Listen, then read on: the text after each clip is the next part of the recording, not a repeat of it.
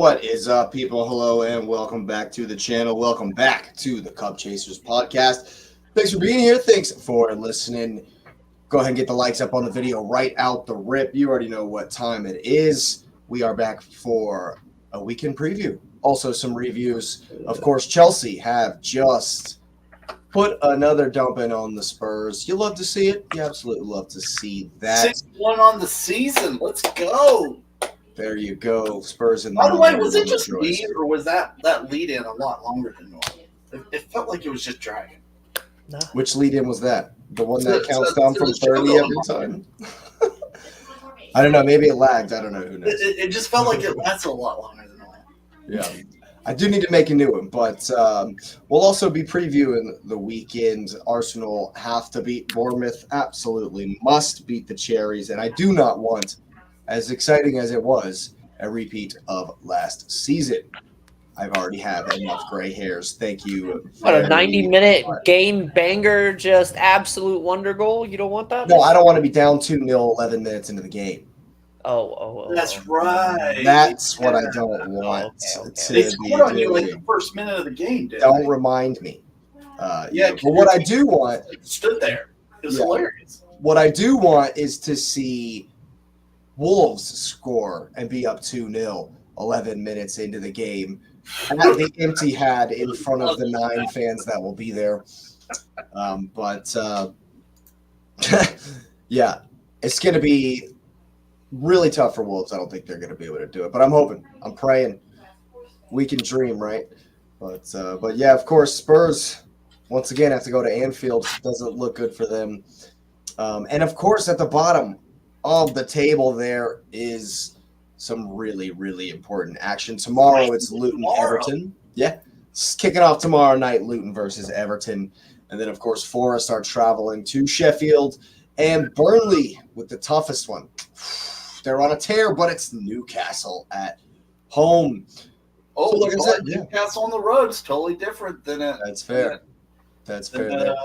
St. James. That's very fair. But let's get the likes up, as I said, right out the rip. Subscribe if you're new. We're on our way to the magical 1,000 and get that little notification bell on.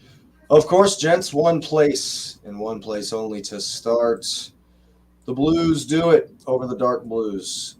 The Pollo Frito. The Peacocks in the absolute fryer. No. Poro should have been done sent off in this game 3 different times before the half even ended. Straight up, dog, butcher, the absolute crap out of it. Like, he just dirtiest little jibs and jabs he would give during that first half. He should have been done sent off before the 40 Doing minutes. his best Fernandinho. Bro. Impression. He made me so upset watching the game. Like, Man, that's Romero, the better comparison he's ever had in his Yeah. entire life. Yo, my God, dude. And Romero, don't even get me started. The wind blows on the guy. He acts all tough, and the wind blows on him this game, and he acts like he wants to fall down 15 different times. I thought in the second half the officiating went way one-sided, and at times it was like, how's that a foul on us? Like, Yeah, I actually was watching. I was working during the first half, so I was listening to a couple of different people's watch-alongs, and I actually heard people say that a couple of different channels were like, "How have we given away a foul there?" So yeah, I mean, who was the referee? Like I said, I was watching like 6 games. gosh, I don't remember. Yeah, like I said, I was watching the Europa League as That well. was Johnson. Was it Johnson? Let me look. I got it up right here. Okay, this doesn't tell me. Robert Jones. There you go. Johnson, yeah. Johnson. Robbie Jones. Yep. Yeah. Not my favorite. Of course, none of them are my favorite. But, No. But thankfully, I I don't think they were really. Go ahead. I know we'll get to it in a little bit, but seeing Anthony Taylor in a Champions League semifinal, It's a disgrace, man. That's an embarrassment. It's an embarrassment. But yeah, I don't think the referee necessarily influenced it. This game, that no. much. No, This particular game in the second half because it felt like we couldn't get out of our end because they just keep calling a foul. They kept the ball in our end, and there were times where it was like, that's not on us. Like that should be a foul on Spurs. I felt it was not game. There was nothing that was called that was absolutely detrimental to a forged play or a passage of play or anything like that. Like, if that was the case, I know we've gotten robbed in recent weeks, but like that would have been the first goal could have easily been called back on Cucurella just being in the way. Like, there's some calls that went our way, like that could have easily not gone our way, and it would have drastically changed this game as well. Yeah, no, my commentary is just more so like in the first half it seemed very even. Oh, and yeah. in the second half it really felt slanted towards Spurs, especially for the first I felt like they were trying to get them back in it for the first 15 minutes of that second half. It was kind of bad. We all didn't come out, classic Poch halftime speech. Oh, yeah, I don't know what he asleep. said. Like, we started the game so hot. We started the game in their third. We played most of the first half in their third. Like, it just made... Well, they woke up as well. You have to give that. Yeah. But credit where it's due. Poch, in this game and a half here, since halftime at Villa, made a little tactical switch. Old cuckoo into the middle. A little inversion into the middle. He got lost. But see, the problem with Cucurella is, just like every other left back we have, when they get the ball in the box, because they've inverted to the PK spot, and they're the only one open making the deep lying run, and he gets the ball, he's like, oh my God, I have the ball in the box. What do I do with it? And then Mickey Van de Ven just pops out of nowhere because he's got freaking instant transmission.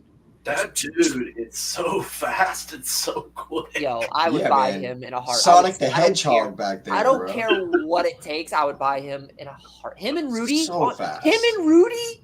Are you kidding me? Are you kidding me? That'd be gross, man. Gross. Yeah. But I don't think he stays at Spurs either. I don't think I need to mention it, but I will anyways. There is a left back that is a Chelsea member who is not even with the team that would fit perfectly in that role. Perfect. No, hey, let me ask you a question. Is he playing Champions League? He is, and he's looking fantastic. Did he win yesterday? Making that bag, baby. They beat Paris. That bag, baby. Matson was big for Dortmund. He was fantastic. We'll get there. I don't want to say he shut down Dembele because you're not going to shut down Dembele, but he kept him in check. He gave Dembele a run for his money the other way. Yeah, he did. He really did. Speaking of which, man, I got to give Alfie his props. He stood up this game. Ooh, he was fantastic. He got done in by Son.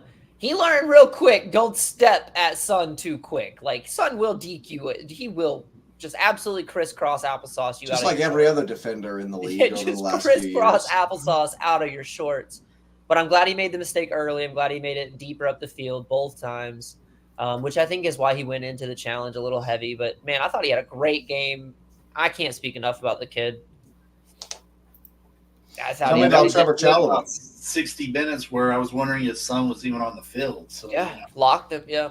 Trevor, goal was nice. It was taken clean. Great ball. Think he had a little bit of more hustle. Him and Badiashile covered for each other a little bit better because the speed was there.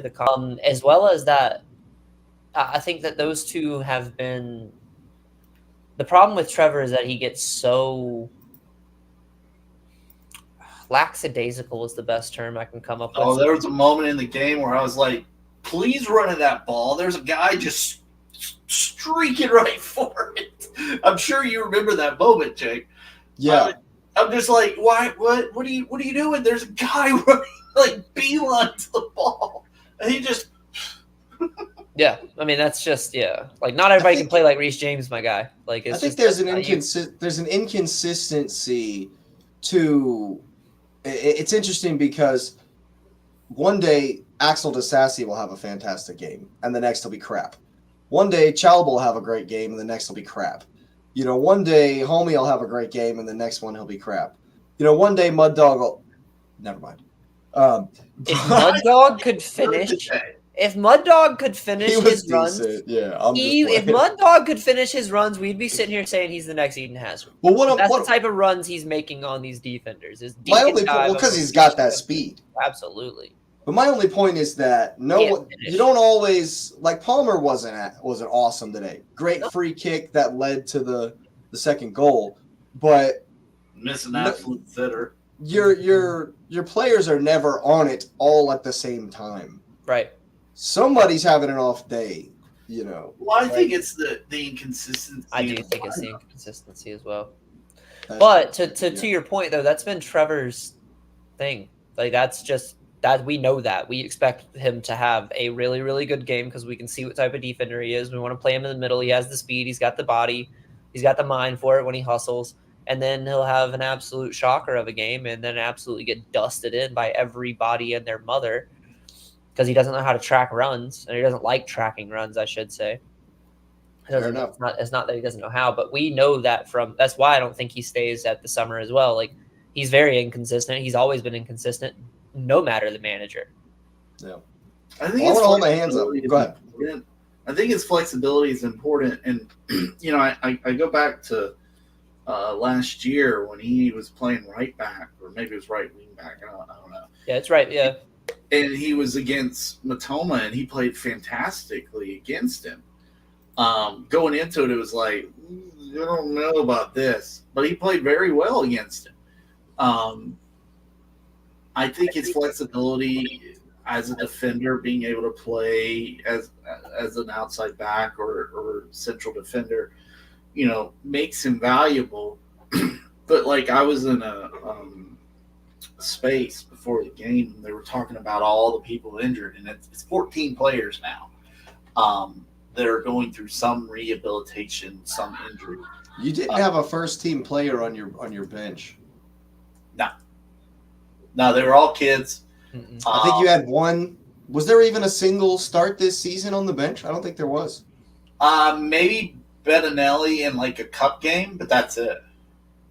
Yeah, like I said in the chat, when 42 is coming off for 63. Yeah. Like I had never heard of Apaka. Yeah. Yeah, he's supposed to be the next one at right back for us. Wow. Well, I do want to hold my hands up because credit where it's due. Nico Jackson's header was actually a good finish. Mm-hmm. Only place he could put it because Højbjerg is going to get there if he puts it anywhere else. I think that while it looks an easy finish, looks a tap in, it's not. And I think that was definitely a good finish. Gotta give him his credit. As much as I hate on him, I gotta give him the credit. Madueke looked really good. He played defense today. That was the thing. Your wingers were getting back today. Yep. It was like, whoa, you play defense. Wow. Madueke was good. I thought Caicedo was absolutely fantastic. He was stealing balls, tackling balls. He had some great passes. You know, he had a couple passes that could have potentially been goals. Same thing with Mudryk. He had two passes that should have been goals, honestly. So I thought everybody played pretty well. Again, really impressed by Gilchrist because he could have been taken to the cleaners today. You could tell as the game wore on, he felt more comfortable. Yes, and a lot more commanding as well. I hate that he went down with injury. I guess it was cramp or something like that. Probably because he's playing 75 minutes in the first team game. It ran, yeah. But yeah, I mean, I thought, and again, credit to Poach. He's found something that works, and like I said to y'all beforehand, I listened to a lot of people's opinions because I'm not that strong tactically. And some of the shots that were shown from this preseason to today were mirror images of each other. And, hopefully he can build upon it. I still don't want to keep him just because I think he's a little too stubborn tactically. But if we're going to talk about that, we got to talk about Ange Postecoglou.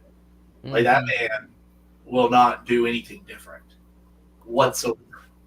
And I think that's why you see him be successful at Celtic, because you don't have to be. You're usually the better team between you and Rangers. Yes.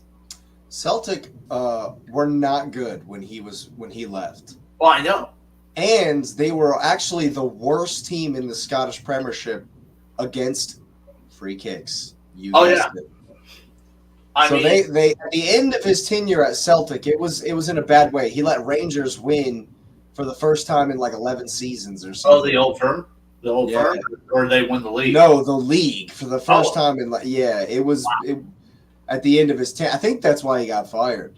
Or that might have been Brendan Rodgers that did that. But I know that at the end of his time at Celtic, it wasn't great. He was on the decline because I think for the same reasons. His rigidity, and he couldn't defend free kicks that were getting scored on too much, which is the same that's happening now. Yeah. Well, I mean, I think the thing is though is you look at the pieces and take your Madison out. And terrible when he came on. Terrible. Horrible. I heard somebody say he looks like he's back at Leicester. Ooh, that's rough. It might have been in a match reaction here on YouTube. I don't think that was like NBC. That was a fan. That wasn't Tim Howard. No.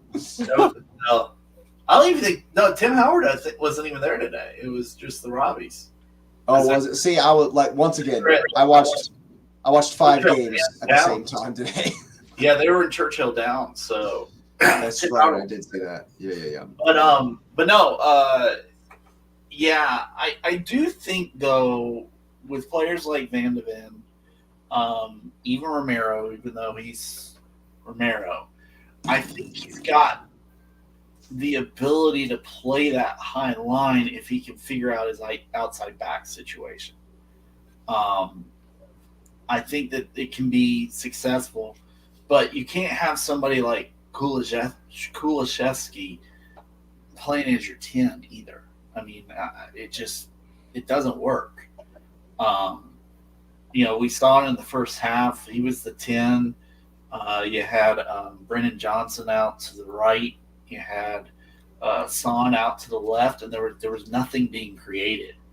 They ended up pulling him back. Well, they pulled him off, brought on Højbjerg. Switched it up completely. They switched their whole midfield trio up. Yeah, exactly. It was totally different. And when they did that, there was some form of attack there. I know that Brennan Johnson did get the best of the right side at times, but it was nothing that was actually like threatening except for one attempt where he pulled it back and it was deflected by Trevor. But other than that, it was very straightforward. There was just no creativity whatsoever. Mm-hmm. And I think if you're going to play that high line, you have to get somebody who is creative because you're going to have to score goals to respond. And today we saw it. Like they couldn't respond. Even against us when they were down 9 players, they were more aggressive than they were today. Because in that game, because we went up 1-0 on the PK, they went and tied it not even like 5 minutes later, if that. Every time we scored, they had a response. Today, every time we scored, it was just like, are you alive over there? Hello? And you absolutely love to see that. Oh, yeah, well, exactly. And it was, I was reading on Twitter, somebody was pointing out, it was Men in Blazers. There's been a solar eclipse since Spurs have last won a game. So that was a good one. But no, seriously, they were pointing out that Liverpool and Spurs both look like they've run out of gas, and they play each other at the weekend.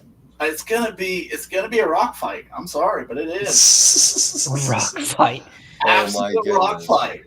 Speaking of rock fights, Lewis, if you don't stop interrupting our conversation, I'm gonna have to mute you. I'm gonna have to lock you off the stream.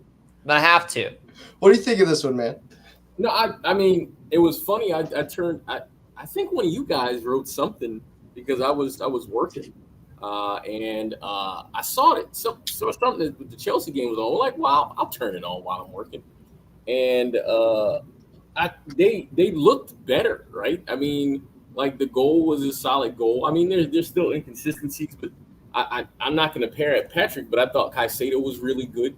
Um, Cole didn't look great, but Gallagher, he was literally the Energizer Bunny in the game, just back and forth. And I mean, Jackson, missed some chances, but that header, spot on, just like your analysis was. I thought he played. He played. You could see that he needed that goal. Like you could see he really needed it, and the stadium was rocking for it. So it's good for that. I mean, I was waiting for Sonny to do something, but they wouldn't shoot the ball. And then I think you sent the message in the chat uh, about Madison as he wasn't playing great anyways, but then he just completely was just like his free kicks wherever, and he didn't offer anything, man. So good win for Chelsea, good solid 3 points. It was they absolutely earned that one, and what is it? Can they make sixth place now or seventh? We can make six. We can make six. Yeah, well, push on, man. Push on. I would like to say, though, we had a discussion about 3 weeks ago, and I said I think Chelsea can get to 55 points or above. And Jake said, not a chance. There's a chance. That's all I'm saying. So you're saying there's a chance. There's a chance. Let me pull this table up right quick. There's a chance. 4 games to get 4 points. I think you might be able to do that. You just might do that. Let's look at this schedule. Oh, come on. Brighton are on the beach. Yep. And Bournemouth on the last day. You guys can get 55. You can do it.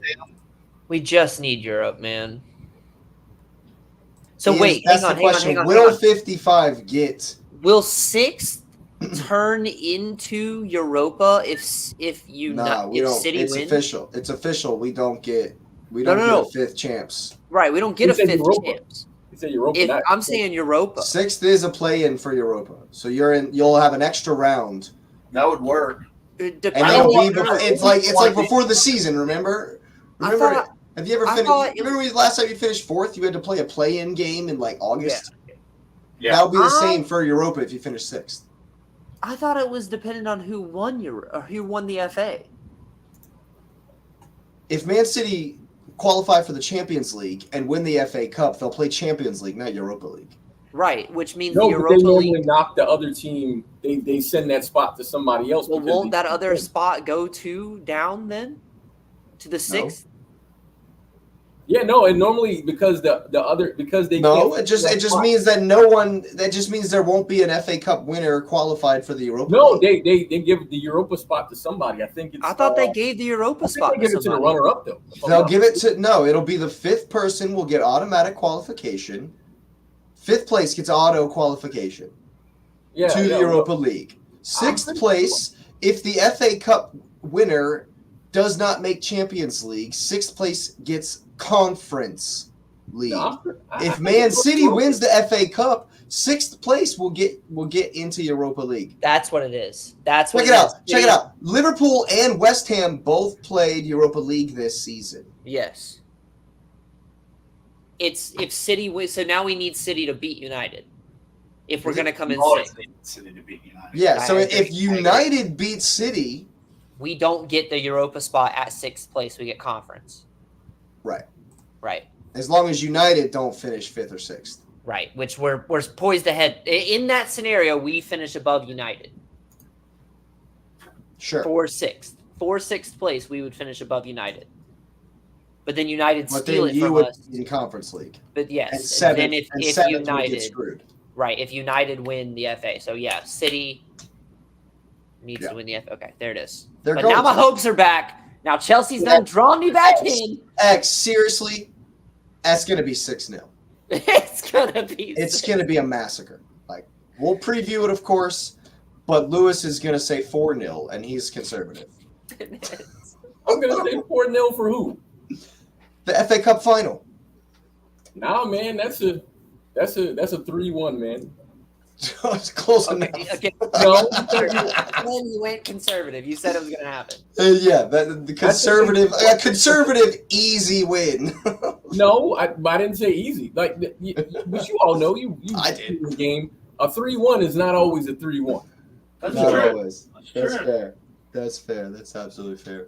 But speaking of games who you just never have any clue how they're going to end up, the Champions League in the week was absolutely awesome. Bonkers. Of course. Fantastic. I'm telling you. I'm a little upset that the Dortmund game on Tuesday is not going to be on CBS again, because I think they're trying to push for more subs to Paramount or whatever. But that was fantastic to watch yesterday. Yeah. So was Tuesday. Tuesday was back and forth. Bayern just won't die, man. Bayern just won't quit, bro. They just They just won't lay down and It's the only thing they have left, man. Tommy Tuchel in the locker room, like, guys, your families have been threatened. Like, it wasn't me. Speaking of Bayern, did you see that I Ragnick called my old pulled boss. his name out? He said, Bro. say what? Ralph Ragnick. Yeah, he pulled his name out. Yeah, doesn't want it. He was gonna be the hire. Like, everything that I read about Bayern, because I was reading up about the Champions League, it was like Ragnick's gonna be named the manager, maybe this weekend, this, that, and the other, and yeah, he pulled it out. Crazy. Yeah, I mean, that's one of the most high pressure jobs, has to be. Because they didn't even care what TT did the rest of the season. Nope. Like, you're this far behind halfway into the season, going. Don't care. It's all about Don't care. it's all about And we we're we gonna don't make care you if you see win- out the rest of the season. If you don't win, we don't care if you win Champions League. If you don't win the Bundesliga, then Yeah, we've won it 11 years in a row, and you come in and win us a scraped champion, it last season on the last day because Dortmund bottled it. and then win a Champions League. Yeah, Like, oh, come on, guys, you're out. You're done. You're done. You're done. Yeah, and so they were going to hire Ralph. See, that never made sense. Then they were going to hire Ralph really Ragnick. Really I think good. for the good of all parties, he was like, you know what? I'm just gonna stay in Austria. I'm just staying in Austria. Yeah. But yeah, man, I think. So- Yeah, Bayern won't die. But Vinicius, bro. Vinicius Jr., dude. Yeah, he's just too. He I will say he likes his dives. Sometimes looks like he's in a swimming pool. But when he wants to, man, good grief. Look out. ball by Cruz, though. Dude. Tony Kroos, man. Pure class. It's just elegance on the field, man. He's It just really is. I love watching him. I've been such a fan of him, especially knowing that Bayern thought that he wasn't worth anything. Did you hear all the boos and whistles and jeers and stuff he was getting? He goes to Madrid and just absolutely is just a superstar. Becomes a superstar, yeah. Just, dropping dimes all over the place. And, oh, man. Champion. He really is. He really is. And what is it? Kim Min-jae? Kim Min. Kim Min-jae. Min-jae. Kim Min-jae. Terrible game. Not even the goals. Just in general, just a really bad game for him. Yeah. Which I was really surprised that he got caught out that easily. That's usually not how Tuchel sets up a defense. To where that you can go route one on somebody, or somebody can go route one on you. He's going to force you to the corners. He's going to make you earn it. And I was surprised. I was very, very surprised. Props to Ancelotti and Cruz and of course Vinny. I thought Bellingham was kind of Yeah, I was about to say. I thought Bellingham was just Misplaced. I feel like he didn't have enough space in the field to do what he needed to do. I felt like it was very. I felt like that was a good job on Byron's part, if anything. It was clogging up. You know how Bellingham can work. You know the type of – the problem is you have two of them, right? You have Kroos, who has the wisdom and the knowledge to place a ball, and Bellingham, who has that flair enough to play the game and pop up in the right spot to either play the ball or hit the goal. And they were so worried about Bellingham that Kroos just places – he just seamlessly threads the needle and just absolutely bangs Vinny in one for a worldie. Like – Yeah, man, and it's interesting to me, because for me, what I've learned this season from watching Arsenal, and then definitely watching Bayern, because of the fact that we face them. When it comes to these Champions League games, I think if you can approach it like Real Madrid, if you are almost good enough or halfway decent enough to. Ancelotti's style, for me, like every time I've watched him, is like, we're better than you, and we know it. And we know it. So you come do whatever you're gonna do, and we'll just be better than that.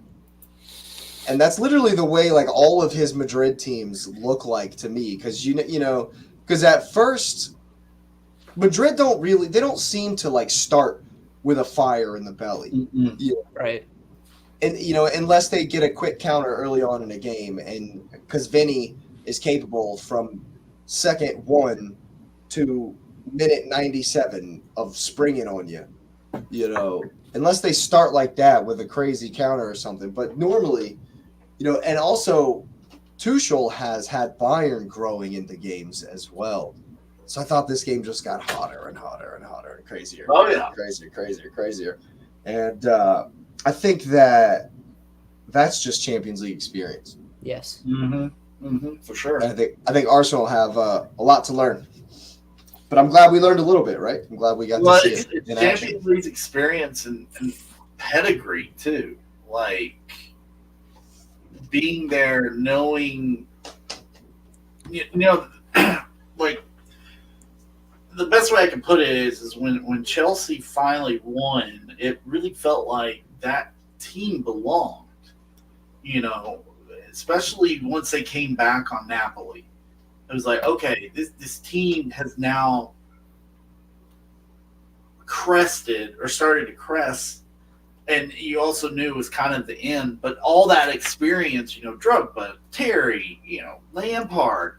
Yeah, you're never down and out. We have the talent to take, we have a guy better than this guy in this position. We need to utilize it. It can pop up for a goal at any time. Just because we're down 3 goals, we're not out of this tournament until the 90th minute whistle blows. And then we popped up for a goal late in Napoli, and it turned out to be the difference maker. Honestly, that's it. It's just holding your head throughout the entirety of 2 legs. Yeah. Well, speaking of holding their head, Kylian Mbappe, head and hands, and wearing an invisibility cloak. I don't know what that false 9 was all about. Ghosted. I didn't like it. I didn't like it at all. And the thing is why do you put Fabian Ruiz in those situations? Like, that should not be the guy. I thought he was decent. Who? Fabian Ruiz. He can't really finish 2 sitters. That well, because he's not a he's a defensive midfielder. Position is what I'm saying. Like, it just felt it's sort of like what X says, when Cucurella gets the ball in the box, he doesn't know what to do. He has no idea what to do with it. That's the way Ruiz is. He couldn't finish because he didn't know how to finish. Not my job. I did not like the false 9. It just everything seemed a little off with it. I would agree with that. But credit Dortmund, dude. The pass to Mr. Falkig. You got to say his name. You got to say his name with a real intense accent. Because I thought Falkig was fantastic. He should have scored a couple of other times, but the control. Yeah. And then the next, it was just one touch. Oh, that was silky smooth. Bullet. Absolute laser beam, dude. Homie had no chance. No chance. This thing skipped off the ground and then did not move again in the air an inch off the ground. I loved that. Like, incredible, dude. When balls do that, because I'm like, okay, is that still like grazing the grass or what? Yeah, you go back and look, some of that grass is still smoking. It's sort of like the goal that I think it was Cannavaro scored against Chelsea in that Napoli game at Chelsea. He hits a ball that it swerves, but it stays on it stays at the same height. Insane. So when it's I like see the way I'm always in awe. it's like the way Lucas Podolski used to strike the ball, man. Yo. Used to just absolutely rip the cover off the ball. The absolute laces. Just make them bend. Oh my! You know the ball was gracious. whistling. You know it was. Oh yeah. You know it was. Oh yeah. The keeper didn't know what happened. He dove to make it look like it, but he was nowhere near it. Yeah. Absolutely epic. And honestly, just based on what I've seen, I back Dortmund, bro. I back Dortmund to get it done in Paris. Yo, I told you it's gonna be a German. It's gonna be a Germany on Germany final, bro. Nah, dude. Nah. Yeah. Bayern's gonna fall at the Bernabeu. Do you think so? I do. I think it'll go to PKs. Bayern ekes it out, man. No. Yeah, 1-1 at the Bernabeu. PKs. Bayern wins. No way, dude. Yep. Madrid were cagey in Manchester. Madrid were cagey a little bit in Bayern. Madrid were not cagey in Madrid. No, they have a royal escapade. Escort them into the They palace. were not cagey. It was a 3-3, and it took worldies from Gavardiol, of all people. Gavardiol. Okay, Madrid are going to bring it next week. And it's going to be fantastic viewing. Madrid went down in this game in a 5-minute period of time. And so did we. Back. That's what Bayern do, bro. So we were up 1-0 and shipped 2 goals in 7 minutes. Flipping A, man. That's how. Yeah, I guess that's TT. How TT just takes them in bunches. Takes it in. He takes next 5. He takes next 5 very serious. Yes. But of course, speaking of being very, very serious, we do have some games at the weekend, and as the Arsenal will start the lunchtime kickoff on Saturday, that's where we will go first as well, facing Bournemouth. And as we know, last season we were down 11 minutes into the game, 2-0. I will say in that game I was not, if I recall correctly, I never really was worried. I always felt like we were going to get it back. We were far superior. They just had two quick counters, and we put it on them that whole game and managed to get it over the line in the end. I do not want to see anything anywhere close to the sort this game. I do want to see the same lineup, run it back. There's no reason not to. I won't be surprised, though, to see Zinchenko. At home versus teams, Arteta knows we are going to dominate the ball against. He likes to play Zinni. Personally, honestly, and there's an outside shot, but knowing Arteta like I do, I very seriously doubt this. But Jurrien Timber is an outside shot for a start. Rumor is that he's definitely on the bench. There's lots of rumors he's making the bench at least. He's played 2 times for the for the under 21s. Scored a banger 12 minutes into that, his first appearance for them. So I think he'll be on the bench. I think he'll make the squad, and I think he'll be on the bench. We might, knowing Arteta, we might see him 5 minutes to go. We may not see him at all. But I definitely want to see Partey again. Obviously, Rice and Odegaard. But yeah, I think just run it back. Kai's scoring goals. Trossard's scoring goals. Saka scoring goals, so why not? They've all earned their spot. I think Bournemouth, while they are open, they like to play, like to put the ball down and play, of course. I think, obviously, they're going to be a bit more defensive in this one. And so, I think they can hurt us. Dominant goal lanky, Cobham's finest.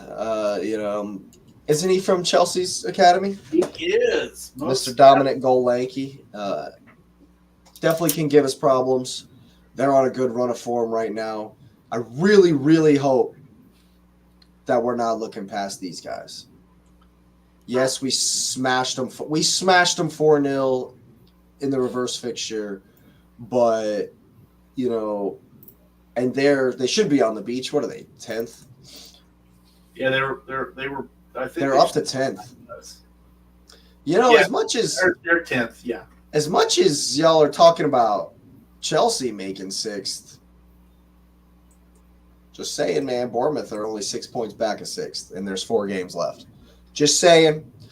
Hopefully, we have to smash them. That's my point, because they may think, oh, whoa, late push. Who knows? And our season just started, bro. They've had a whole season. Ours just started. That's the difference. Maybe. I'm just saying that me personally, I'm not like, oh yeah, 5-0. I'm not sitting here super confident we're absolutely gonna decimate them and destroy them. I think it's gonna be 3-0 absolute. Yeah. Dog wall. I like that. I like to hear that. But I think this one could be. I'm not going to overdo it. I definitely think we're going to win the game. I definitely think that we're going to control the game. We control the ball. I hope that the guys, it's another game, another day. Yes, there's pressure, have to win, but it's the same pressure as the game before, and the game before, and the game before that. So hopefully we can kind of put that to the side, and if we play our game, we should smash them. Partey, Rice, Odegaard is immense and immaculate.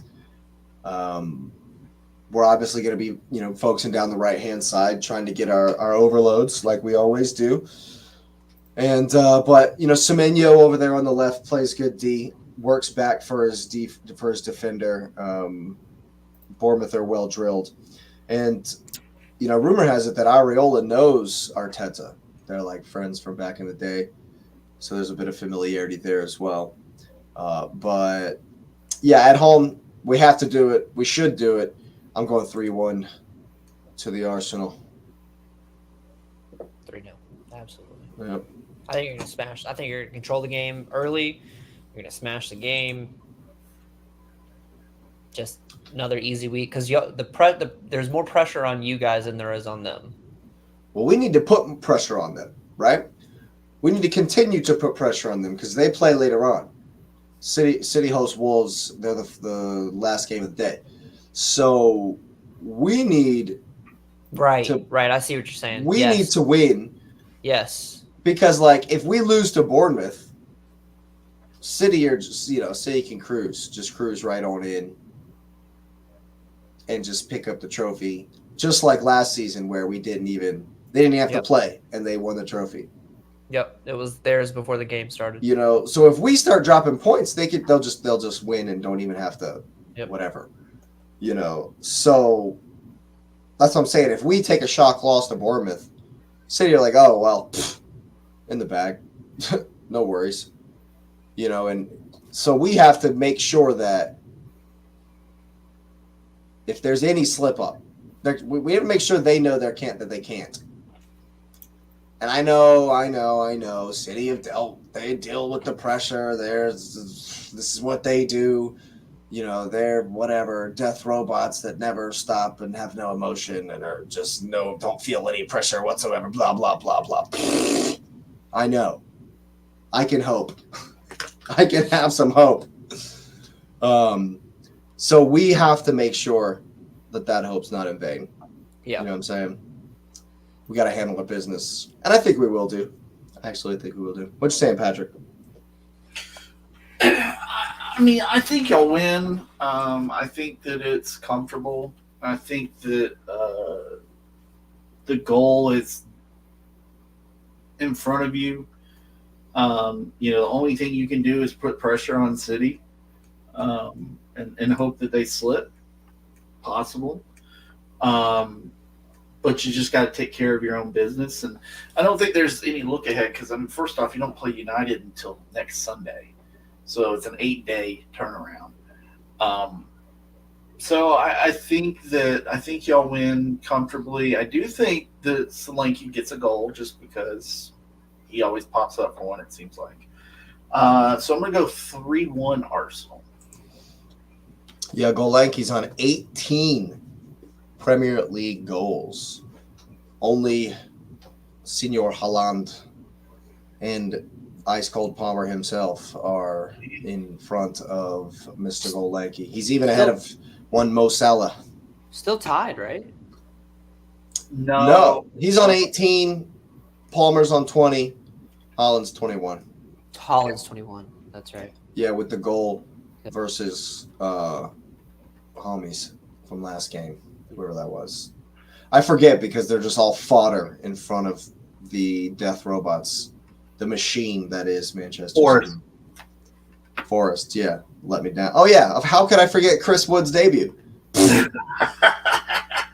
Cheese and rice, but yeah, man, I think we're gonna do it. I think leading up to it, I'm probably gonna get a little bit nervous, but that's just because it's so much riding on it. And hopefully Arteta can continue to have the guys up for it and have we haven't seen the nerves like we saw in the Champions League, like we saw against Villa, since then. So hopefully that's behind us and we can handle business. What are we saying, Lewis? I don't see a reason for Arsenal not to win. I mean, they play well at home. I mean, yeah, Bournemouth have won their last two, and but I think they'll score because they've scored against everyone they play, so they'll get a goal. I think 4-2. Feels like 4-2 Arsenal probably. Oh God, don't do that to me. Do what? 4-2. 4-2, but the two are scored within the first 15 minutes of the game. No. Against Arsenal. Yes. No. Yes. Yes. No. Yes. I'm with it, Lewis. I'm with it. I would rather score 4 and then give 2. Here you go. No, here's the scenario. It's 4-2. one right before half, one right after half, and Arsenal have to sprint to get the 4 goals in this whole second half. Look, man. Look at all this gray hair I already have. I already got all this gray hair. Why in the hell? If you mean to tell me that's how the rest of the season's gonna go, it's all gonna be white. Just house of cards. If that's how the rest of the season is gonna go, you're not gonna keep City from winning. Yeah, that's true, actually. Yeah. You watch your mouth. Oh man, yeah, 4-2. That would definitely be exciting. That would definitely be exciting. But as awesome as that would be, just like last season, I just calm, win the game, be professional, don't give them anything. I want Raya asleep on a mattress. Raya would wish smoking a cigar. Raya wishes he could be asleep on a mattress smoking a cigar. That's the problem. He seems to fall asleep on the mattress a couple of times, and then he comes out, he wakes up and let's try to chip Romero. But hopefully we don't see any of that either. I really that's that's an issue I don't want to rear its head. He's been good. You won the reverse fixture, what, 2-0? Pretty 4-0. 4-0? Yeah. It was the game where we gifted Kai his first goal on a penalty because it was the second penalty of the game. Wow. And we were already up 3-0. and we gave Kai the fourth goal. It was a real bad look for us. It was. It's kind of an embarrassment. It was almost as bad as Madueke and Jackson arguing with Palmer over the penalty. It was just cringy, you know, just yeah. That was back when no one liked Kai. I can't believe y'all still like him, or you're starting to like him. Hey, Bro, let 'em better learn. season than he ever had for you. They'll learn. What do you want? He's having a better season than he ever had for you. Of course I'm gonna like him when he scored goals in a title challenge. They'll learn. Yeah, and in 3 weeks, when he's lifting a trophy, X, off the back of 5 more goals, we will be there. We will be there. I want to see you. I want to see that beautiful face of yours. When that happens, when that goes down, I want to see you right here on the channel. We will be there. Get the notification bell on. I will be on the channel that day. So I'm not gonna hear it. Get the notification bell on for X's cooking on that day. Oh no, it's not. You know, because it's gonna be awesome. Go ahead and like the video, of course, and subscribe if you're new, because you know that's coming, and I can't wait.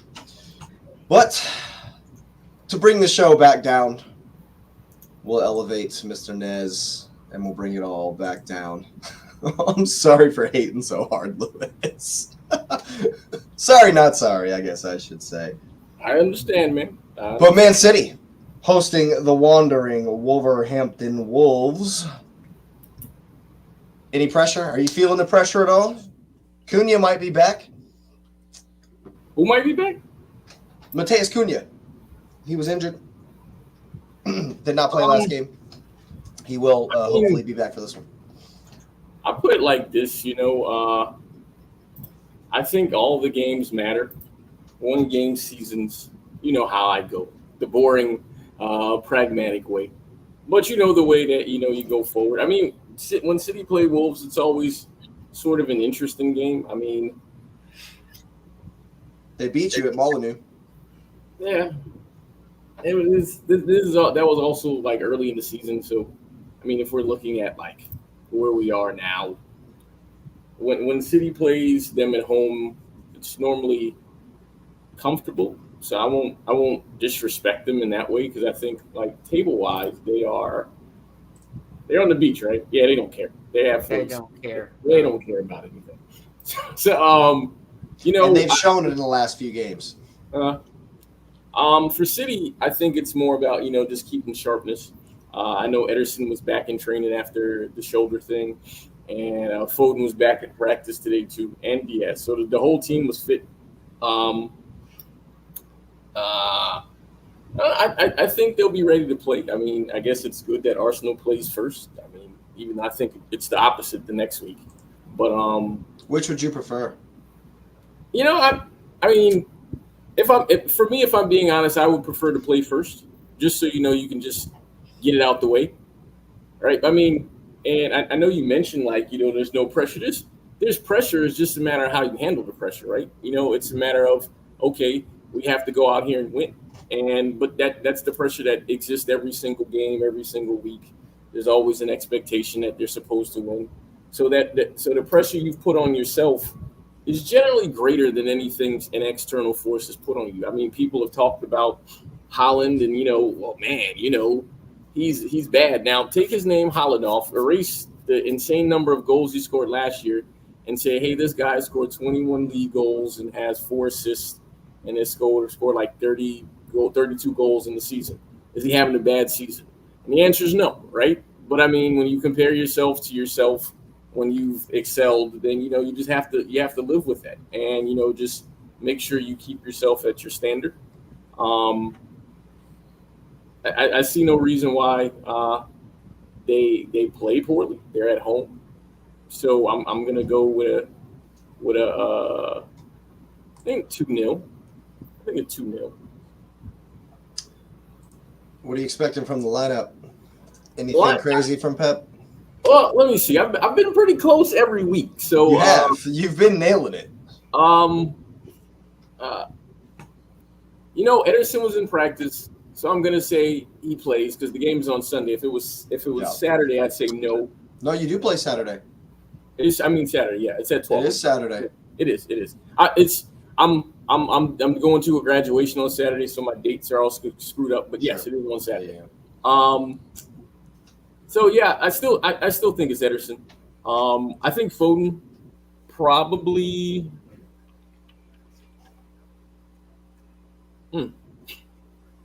I thought you froze for a second. You were thinking. Yeah. Yeah, No, I he did just freeze. paused. That I did pause freeze. was so yeah. I don't know. For this game, I don't really know the lineup because, I mean, if I threw a lineup out, because Stones hadn't played, but I don't see a reason to start him because Gvardiol is hot, so you keep him in. Ake has been fine, so you keep him. Diaz didn't play, and who played center half on the other side? It was Ake, Akanji, Walker, and Gvardiol. I think that's the back four. That's who played the last one. I'll go with them. The midfield is the midfield, right? It's Rodri, De Bruyne, and Will it be Bernardo? and Bernardo. Yeah. And I don't think Doku starts, so I'm gonna go with Grealish and Foden, and bring the Clash of Clans, Thor Viking back to the starting lineup. I haven't actually downloaded Clash of Clans to go look at that. But It's hilarious. X, have you heard about this? Erling Haaland is a new character on Clash of Clans. Apparently, he's like the king. He's like a Viking god or whatever on Clash of Clans. Of course he is. Nice. How epic is that? Nice. Nice. Oh man, I'll take it. Almost went to play Clash of Clans because of that. Just saying, Clash of Clans. If you'd have been Odegaard or Rice, you might have had me.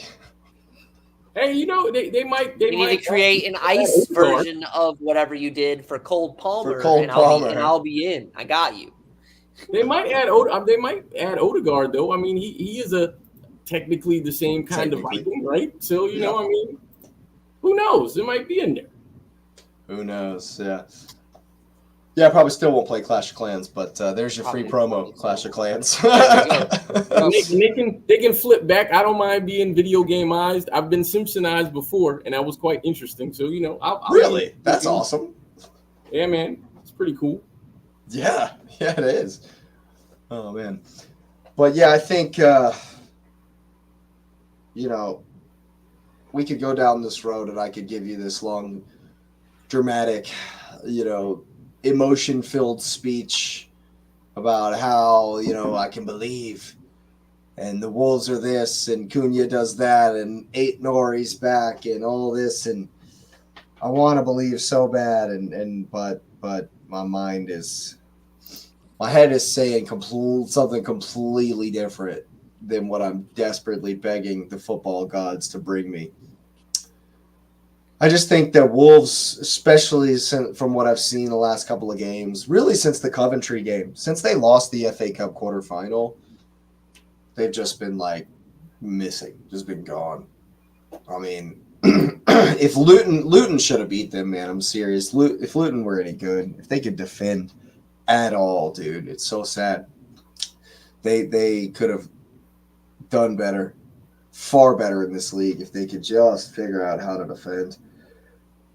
And then Bournemouth beat Wolves the game before, and then we smacked them up the game before that. So it's like,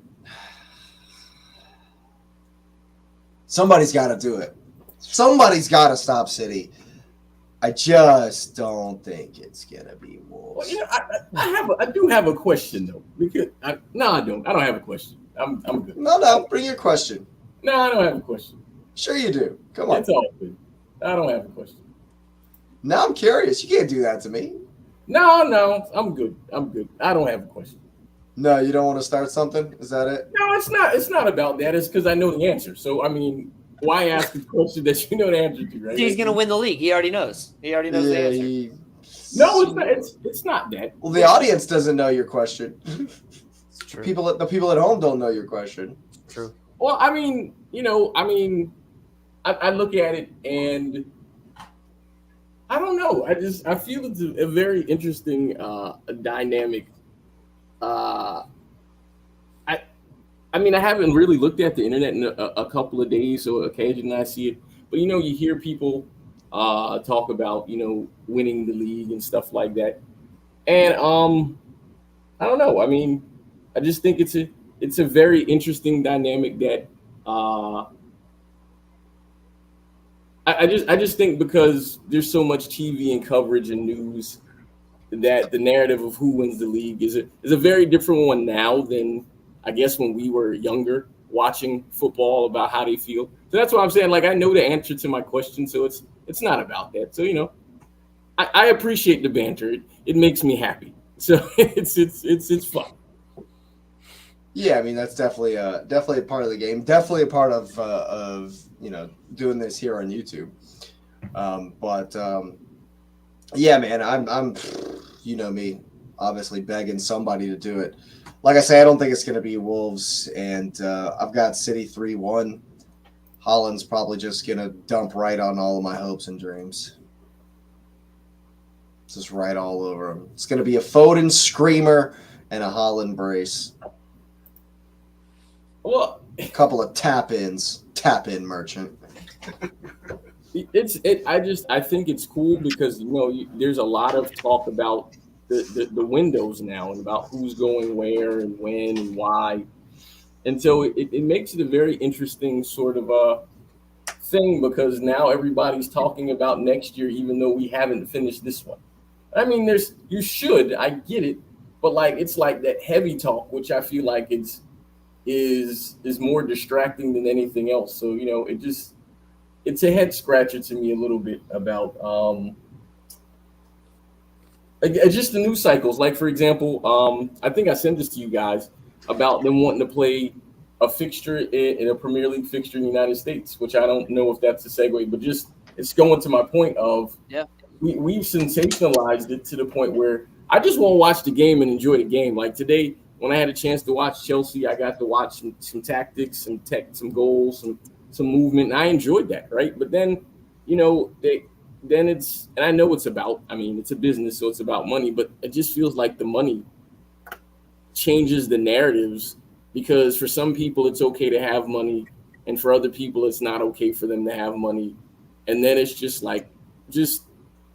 what happened to just regular fandom? Hey, I want my team to win and I want your team to lose, right?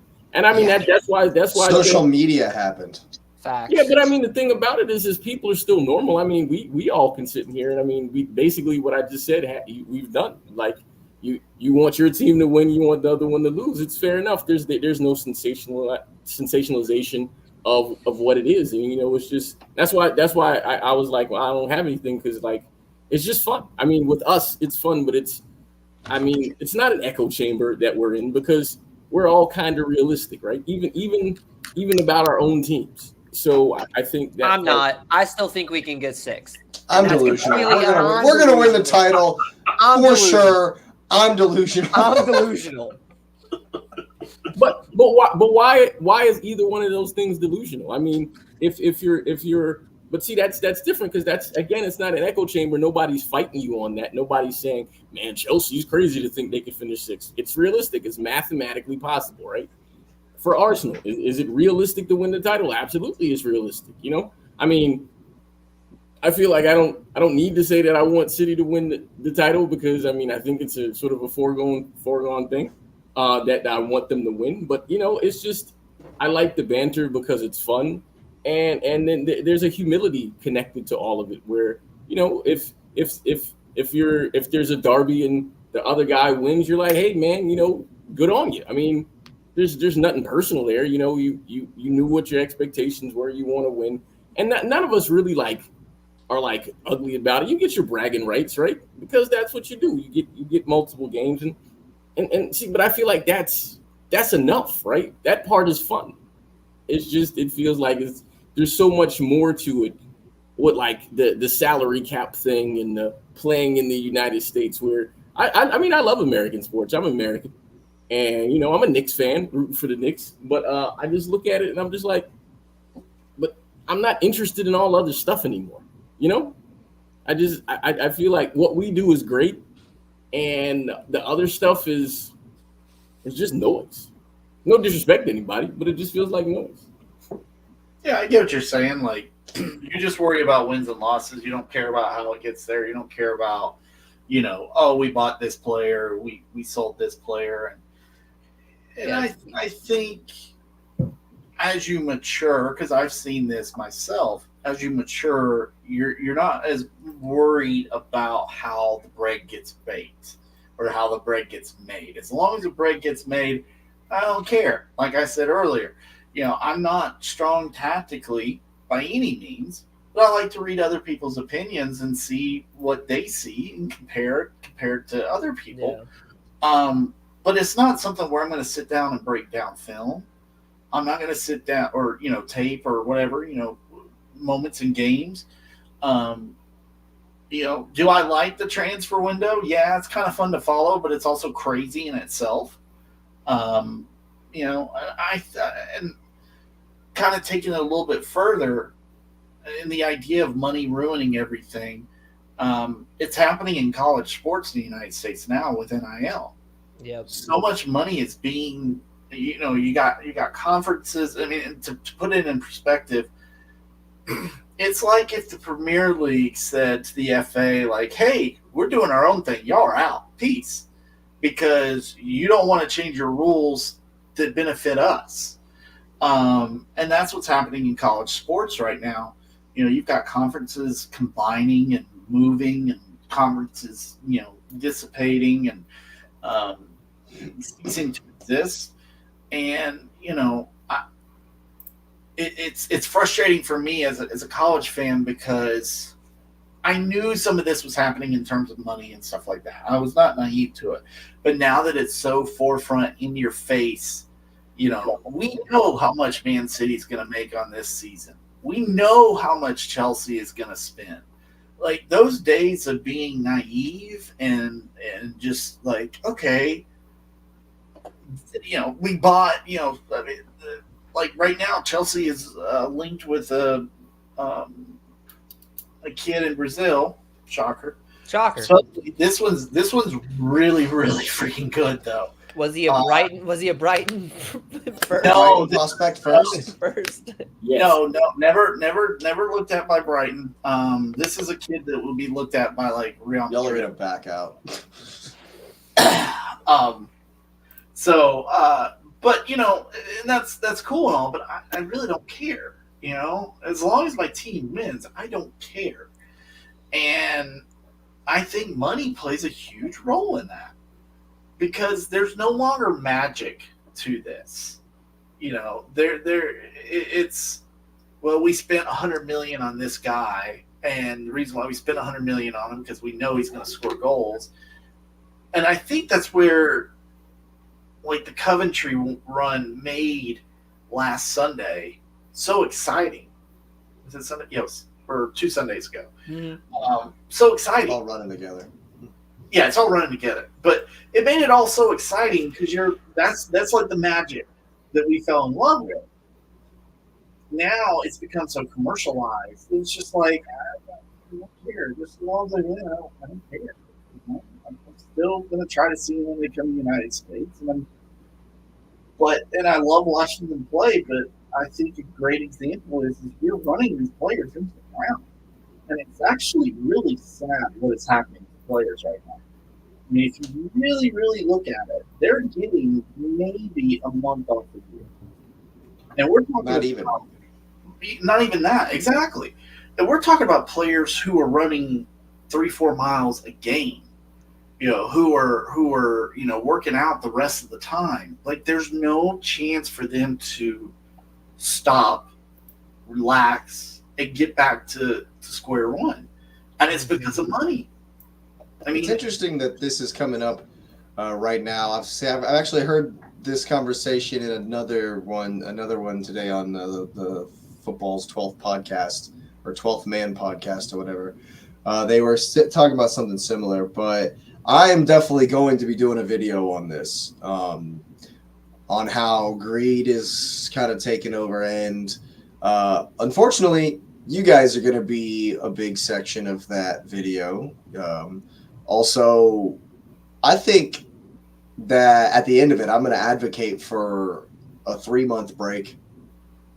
It's needed. From all football. No internationals, no friendlies, no cups.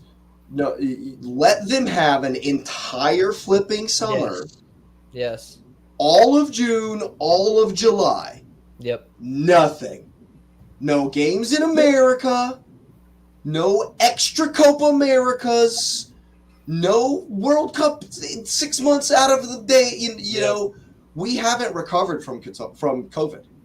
Like you don't even. The footballing world is not recovered from COVID. We literally don't even get a break from it to miss it. Like we didn't even get to miss it. That's insane, man. Look, May 26th is the FA Cup final. June 14th is game 1, is opening day in Germany. That's 19 days, 2.5 days. Wait, Two and a half weeks. For the Euro. The FA Cup final is 2.5 weeks before the first game of the Euros. Yep. Oh, for the Euros. Okay. And I think Copa America it starts before the Euros. It does because it starts around the same time. Like the day before. A little bit later in June. Or like the day after, maybe. I think it's a week after. It's close. I'm just saying, like, why it was one of the best players we've seen in this decade out for 10 months of the last 2 years. Kevin De Bruyne missed. How much has he missed in the last 2 seasons? Yeah, 10 months because he's missed. Run into the ground. Yep. Yeah. Gabby Jesus. Yeah, now, Gabby Jesus will never be the same. Why do you think Arsenal are selling him? Gabby Jesus will never be the same after the injury in the World Cup. Listen to the argument, right? They were like, "Oh, we need to make the game softer so the players last longer." That's so stupid. But let's play another 10 games every season. It's counterproductive because you're going to add another 20 games because they're playing softer. Now it's soft muscle injuries that take 3, 6, 9, 12 Not to mention months. we're playing 110 minutes every game. I was about to say we're not playing 90, 92 anymore. We're playing 115.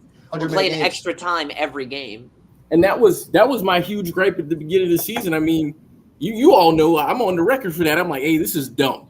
Yes. And everybody wasn't seeing it, but I was counting the time, and I'm like, yo, man, like it adds up from extra time.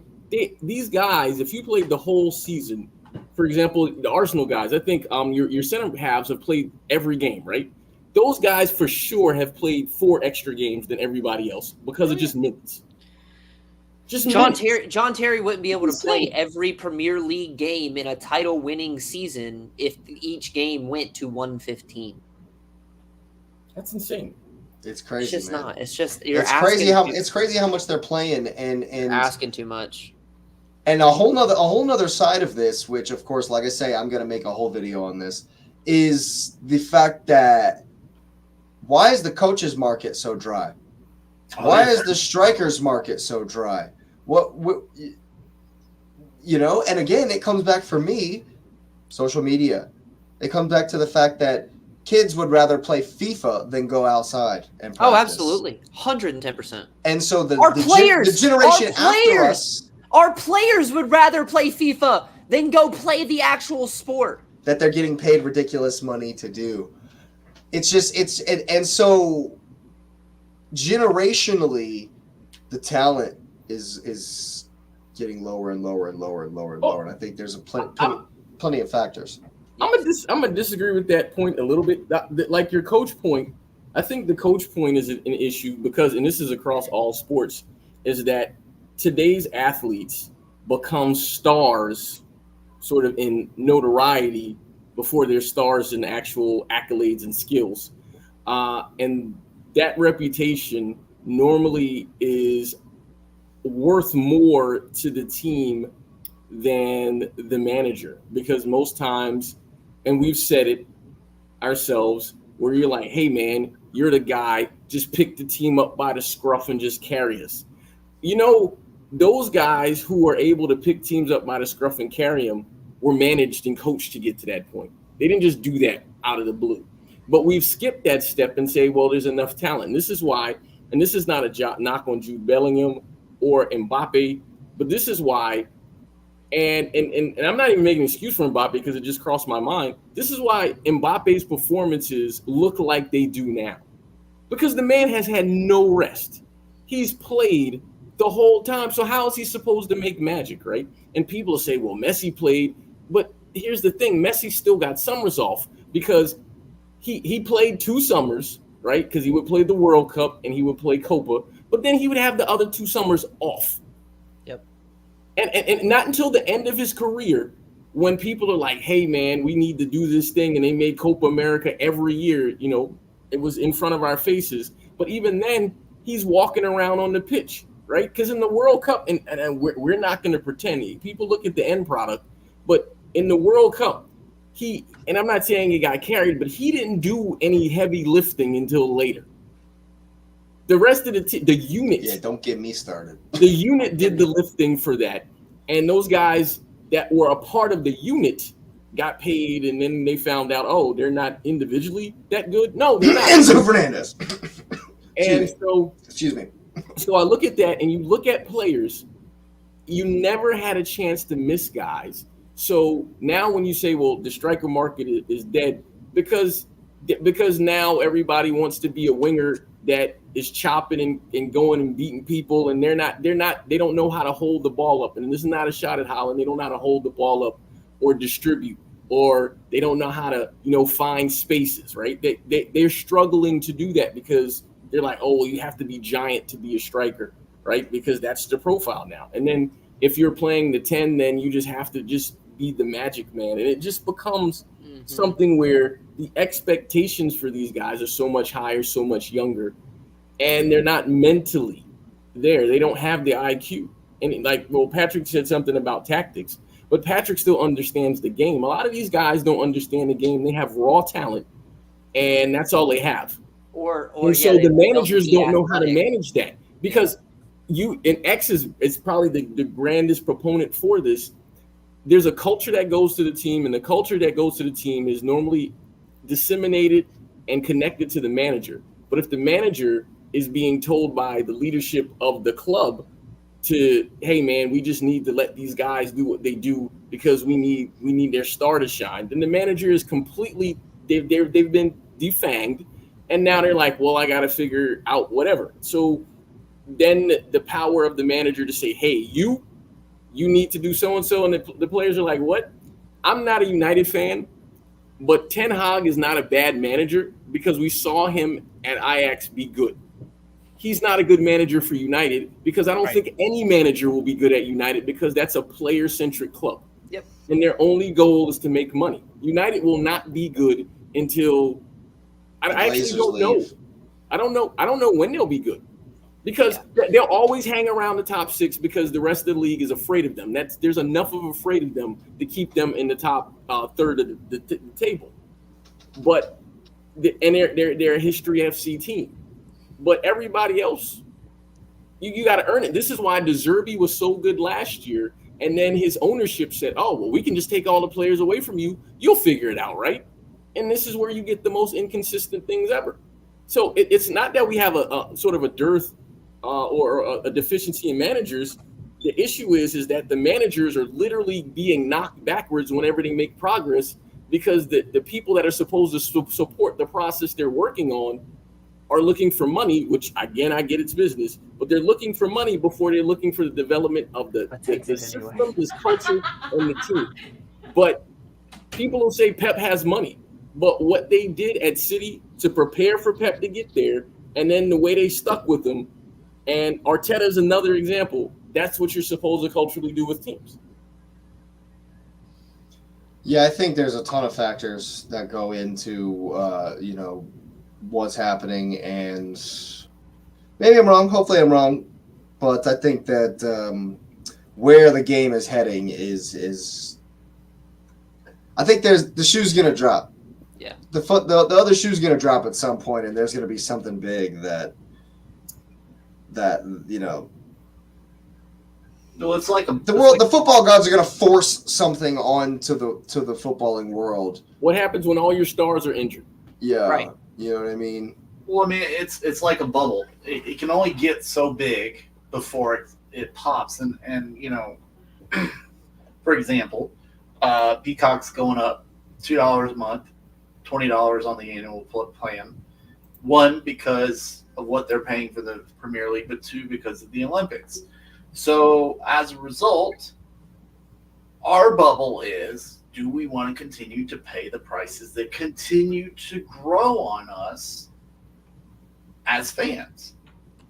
Same process for players. Do I want to continue to drive myself into the ground? And I get frustrated sometimes because I watch a player and I'm like, he's not giving effort. But then I take a step back and I'm like, well, he's played 7 games in a row in the last, 3.5 days or whatever, This would be actually a good segue for Chelsea, even though I haven't given my my City pick. But I'm concerned about this weekend, not because of the opponent, but because it's such a quick turnaround. Especially with how injured Chelsea is. Yeah. Can these guys go another 90 minutes? Because if you look, Chelsea's got West Ham on Sunday. They actually do have pretty much a week off. They play Forest on the 11th, which is Saturday. And then I can't get the Premier League site to load after May 13th. But Bournemouth. There's one. You finished with Bournemouth. There's one more. No, you only have 4 games. 4 games left. Right. So we play West Ham Sunday, and then we play Forest on the 11th. So we got to go to Brighton. Brighton, that's the one. And then we have another. We finish with Bournemouth. With how injured Chelsea is, and there are multiple reasons for that. One, I think it's a training regimen for one. But two, I think it's this match congestion, that these players are playing the last 3 years specifically. You've got all these soft tissue injuries, Yep. This quad, you've got this hammy, you've got, it's not like broken bones. We're talking about muscles and it's overuse. It's the overuse. Oh, absolutely. We haven't 110%. We haven't recovered from COVID. And when I No. say that, the clubs are still like, we lost so much money. Yep. We so they're lost just all this pumping out money. games. So we're trying to do anything Yep. and everything that they can to get that money back. But before we do move to Chelsea, let's write it back in. What are you thinking about City Wolves, Patrick? I think City, just like Arsenal has to take care of their business to have a chance, City has to take care of their business to have a chance. I think City is one. They're getting a little bit healthier because there's a little bit of a gap of time for them not to play, and as a result, I think City plays well, and I've got them winning 4-1. Gross. So very gross. We will, of course, get Xavier's prediction upon his return. We will go ahead and move on to Chelsea versus West Ham at the weekend. Go on, Patrick. You were saying injuries are a worry, so we may not be able to. It's going to be tired. Probably going to be tired, especially after the exertions this evening. Exactly. But nope, West Ham did not play. Never mind. That was Villa. No, West Ham, yeah. Go on. Go ahead. What are you thinking? But yeah, no, my main concern is looking at the bench today, it was very shocking how far down the barrel we are right now. And the thing is we didn't send a ton of players out on loan. We kept a very heavy squad, probably more than we should have. But you look at it and you're like, okay, so Gilchrist, he could probably come back. It's probably a cramp, whatever. But he's not going to be able to go 75 minutes on Sunday. He just isn't. His body isn't prepared for that. He's still developing as a player, just as we were saying, that they're still developing as players. So what do you do in that situation? When Gusso's not coming back, of course, Reece James is not coming back. So you're going to play a 17-year-old probably at some point, whether it's for 30 minutes or 60 minutes, and then bring on Gilchrist or whatever it might be. Caicedo was fantastic today, but those minutes are starting to get into him too. I mean, he's played 5 full games in a row, I believe, which, doesn't seem like a lot, but he's played all season, really. And he's played a ton this season. Same thing with Connor, same thing with Palmer. I actually thought today Palmer looked a little bit tired for the first time. I think guys like Madueke, Mudryk, they can run for days. So I'm not too worried about them. Right. Trevor, Badiashile, not too worried about them. Cucurella, I'm actually worried about Cucurella because of this new position, or the way he's playing his position now. He's a lot further forward. He's running a lot more. He's having to track back very quickly. And I worry about the injuries more than anything going into this. I think West Ham could give us, a problem. They did when we went there early in the season. So Chelsea's going to have to make a statement early. I think they will. I think that they go to half 2 up, and they end up winning 3-1. But it gets a little dicey about the last 75 minutes. I can see that happening. Yeah, absolutely. X, give us a City Wolves prediction and then your thoughts on Chelsea West Ham. City Wolves, I'll go 3-0. No, I'll go 2-0. I think City aren't going to burn it too bright. I think they are going to command that game. Nice. Chelsea West Ham, I'll go 2-1. I think they're too big. They're going to score on a set piece. I think if we keep form and we're too fast and we keep playing open and this possession-based 1-2 touch around a press, know where your man's going to be, I think we can handle it. 2-1 West Ham. They just have a little bit of size on us, man. That's what I worry about. Yeah, I think Antonio's playing well, so he could give some problems. I think Bowen is still fit. Kudus is on a tear right now. Yeah, I think. They definitely still have something to play for, don't they? Not really. Not really. Yeah, I don't know, man. They might. Moyes might be out the door.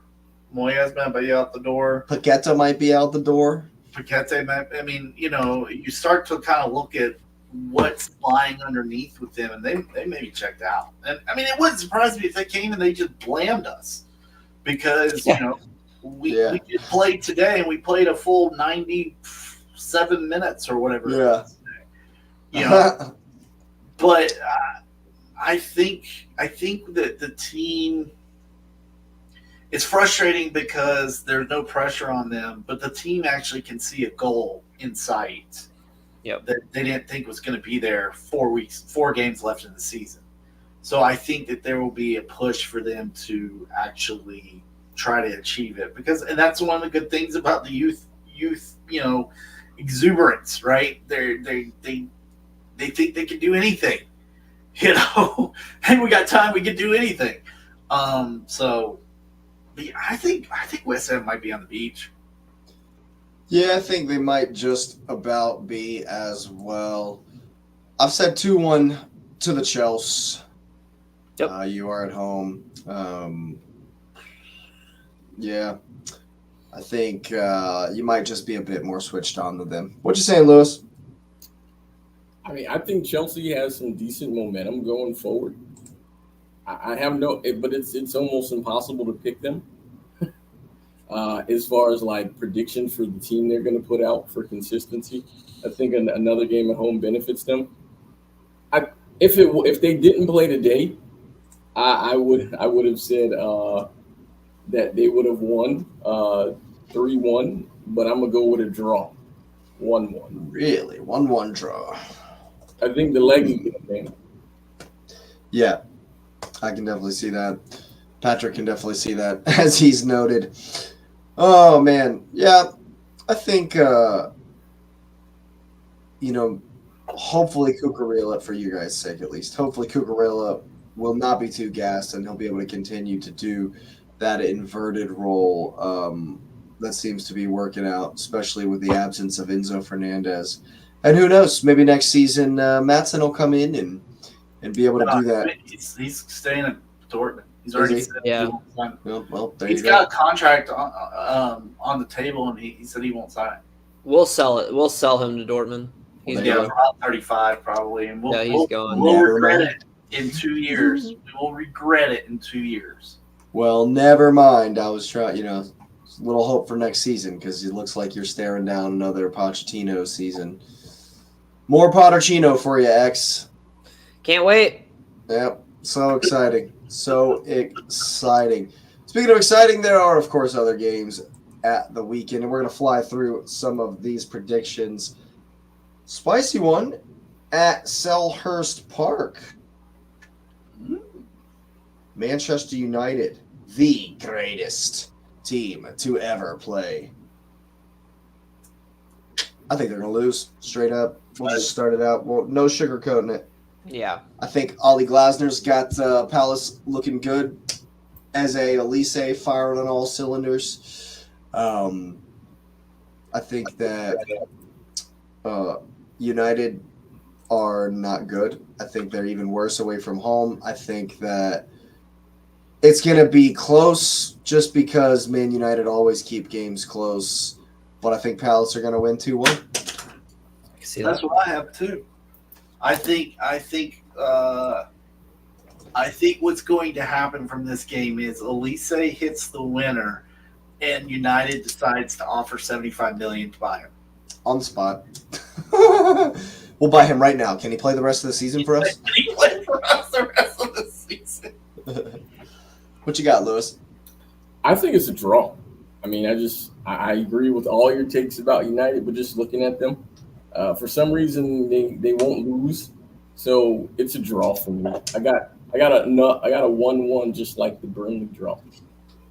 1-1. What's that, X? 2-2. 2-2. Yeah, very clear. Our opinion of United. Not much hope. There are big ones. There's another big one. Liverpool hosting Spurs at Anfield, the Mud Bowl. Man, both these teams spurtering. No, that doesn't quite work. Sputtering. Spuddering. That works better. There Yeah. you go. I think that Spurs are going to want to bounce back, and I think that Liverpool are kind of. I literally have no idea what to expect from Liverpool. I just expect it to be a bit lackluster. I don't expect them to really be at it. I've said 1-1. I need the Spurs to do something, to gain a little momentum, to have something to fight for. Nah, Spurs Something. lose. Spurs lose this 1-0. 1-0. 1-0. They capitulate even further. The Conor Tottenham gets Bradley. battered everywhere they go. That's right. Everywhere they go. Poole finds a way late, 2-1. 2-1. Another Klopp great escape. What you saying, Lewis? Liverpool and Tottenham have played each other close, and the last 5 matches they've either been decided by 1 goal or been a draw. I got a draw again. 2-2. 2-2. Going with the rock fight. All right. A barnstormer. Should be a fun one. Let's see here. Next up, Brighton versus Villa got smoked by Olympiacos. The Greek Patrick. cigar smoking. By El Kabi or something. Yeah, because I've heard of that guy. Yeah, I was shocked by this, by Olympiacos Did you see destroying that Villa. by Douglas Luiz? Yeah, I watched most of this. I was watching this one. That PK mix. That may have truly decided the tie, in my opinion. That's what I'm saying, Spurs. Villa are crumbling, man. They're stumbling and crumbling, and they're probably going to beat Brighton. No, I expect there to be a hangover. I expect Brighton at some point have to get their head out of there. You know what? At some point, but because Brighton give the ball away high up the pitch far too often, combined with the fact that Villa will be hungover, tired, etc. from their exertions in Europe, I've gone 2-2. Lots of goals, open at the back. I'm going with a Ollie Watkins brace and 2-0 to the Villains. Yeah, man. I've just lost all of it for Brighton. I got free fall. What you saying, Lewis? I think because of the Villa loss and the fact that they're on the road, and I've never been impressed with them on the road, I think Brighton gives them another one. I got another draw, 2-2. So many draws this weekend. I've predicted a lot of draws this weekend as well. Because actually. everybody's in the mud. They're just like, oh, just end it. Just What end you saying, X? Brighton lose 1-0. Yeah, man. I think they just keep. They're on the beach, bro. I just don't. Well, half of them are in the hospital, and the other half are on the beach. Yeah. Almost close as many as what we do in the hospital. Oh, They're posted. They're posted up in the sand with Us, them, crutches and and us, casts. them in Liverpool, man. We're all in the. Absolutely. Brentford hosting not the half ham, but the full ham. Two beach teams for It's a London derby. sure. The Southwest London Beach Derby. Yeah, man. 2. Yep, same thing I said. There, I said yeah. 2-2 as well. There it is. Lewis, let me guess. 2-2. I'm gonna go 1-1. I'm gonna draw too, though. I'm gonna draw as well too. There it is. Yeah, I just it's at Brentford. I don't see Fulham really going for it. Yeah, I think there will be goals. Maybe Tony's trying to continue to impress for his stock summer price tag. Muniz has been playing well, but I think they're evenly matched, and I think it might be fun just because they're kind of have a what the hell attitude, but we'll see. And now we've come to some games that actually have some real edge to them. And I think we have to start with tomorrow night. Luton hosting Everton. They must Have to win. absolutely, Have to win. unequivocally have to win this game. Now, Everton They should be on the beach. on the beach. You should 100% just be like, we did it. We We survived. get to open our stadium next season. And We're mathematically safe. Yep. There's nothing, unless something Just really hold it. crazy comes through the pipeline, we're all good for next season. We'll be here next season. Sean Dyche is safe. Everything is chillaxing. And I need Luton to fight like it's their last night on earth. I need you boys to get up and absolutely put in the most Herculean effort you've ever seen. Your Premier League lives depend on it.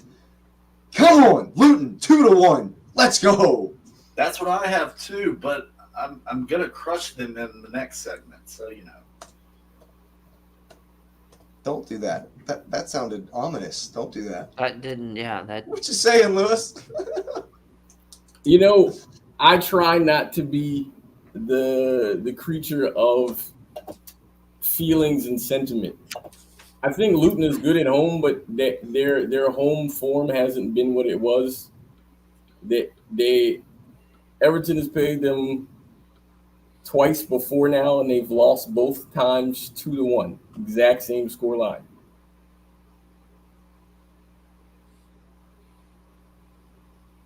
I got a draw, man. Yeah, that's just because you want Burnley to stay up.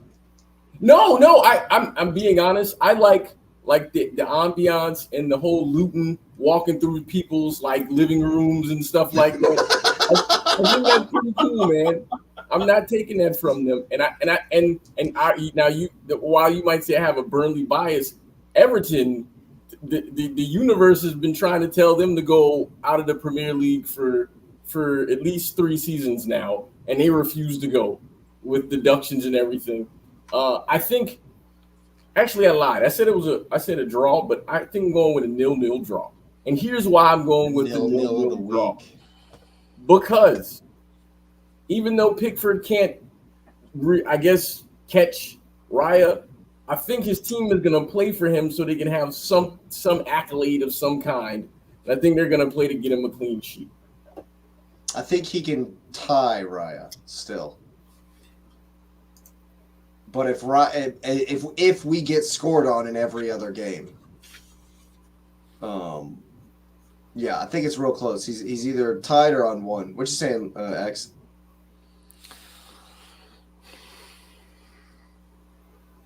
No of the week. Nil of the week. Yeah. Soul That's what we're talking about, homie. No of the week. That's what we're talking about. Let's go. Soul crushing. Let's go. Oh my goodness. Well, speaking of that, Lewis, your man, at home hosting Newcastle. Once again, if Luton's was a must-win, holy crapola.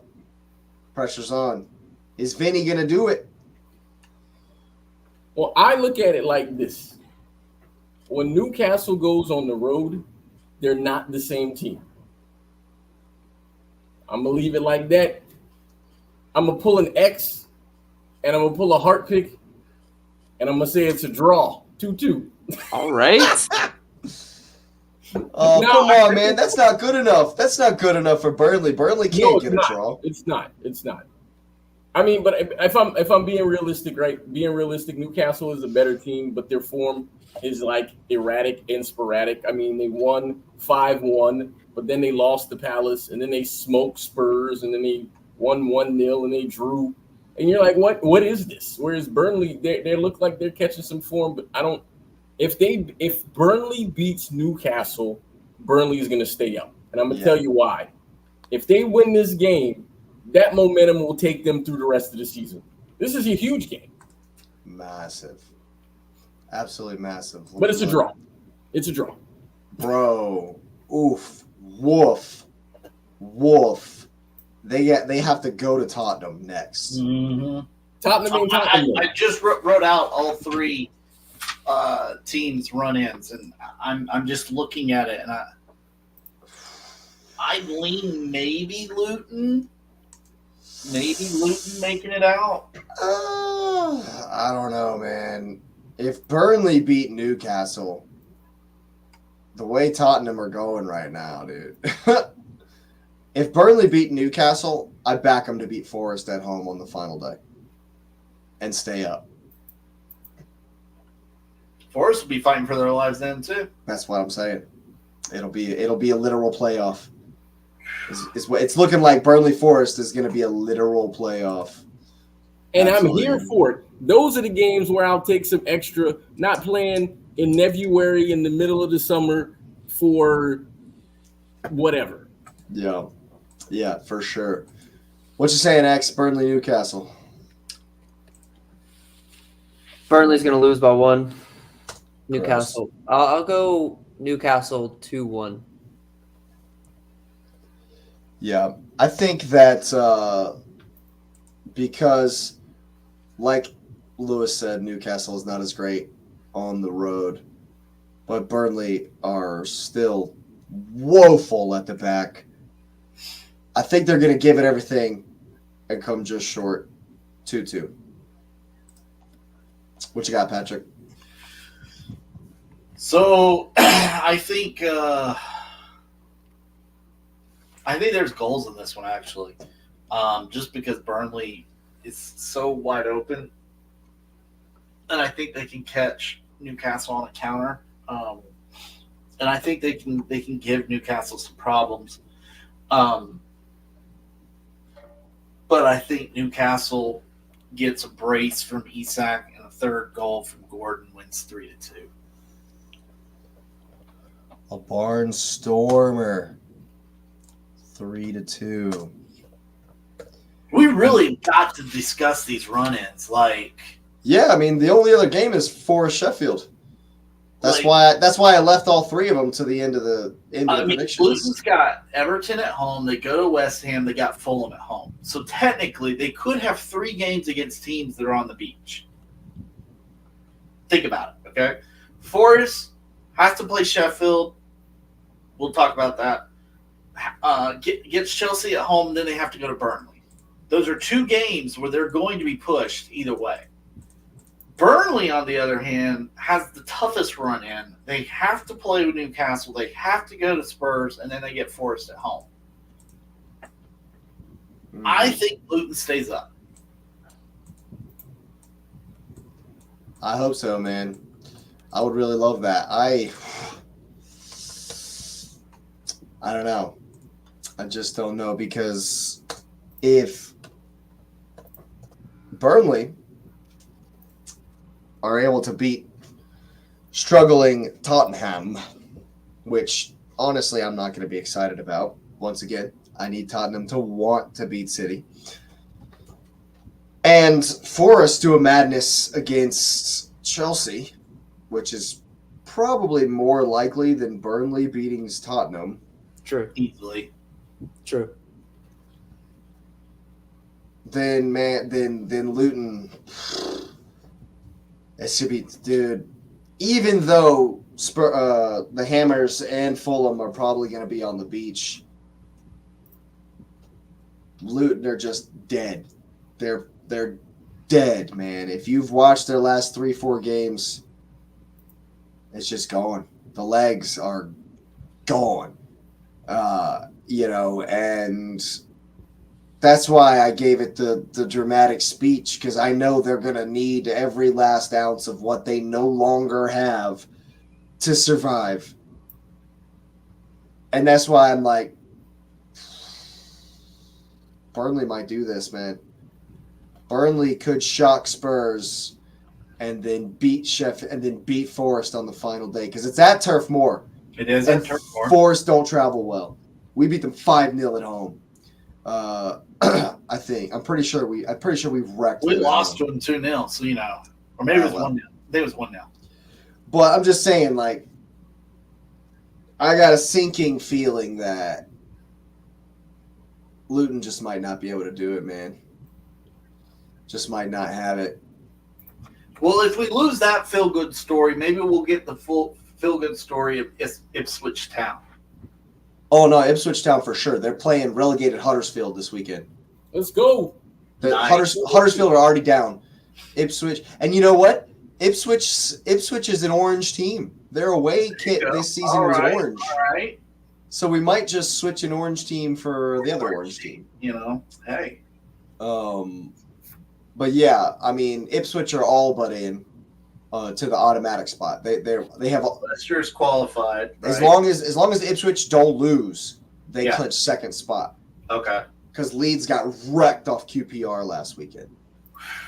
Even though QPR was in the championship, I thought they were still a little further. They staved off relegation by winning 4-0 at Leeds. Wow. Versus Leeds. Leeds were there. I actually watched that game. I had a little something on it, and it was embarrassing.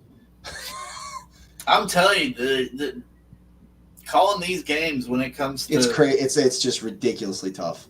It's extremely tough. It's razor thin usually. Except Forest away to Sheffield because Sheffield are awful. 2-1 Forest. That's what I went with.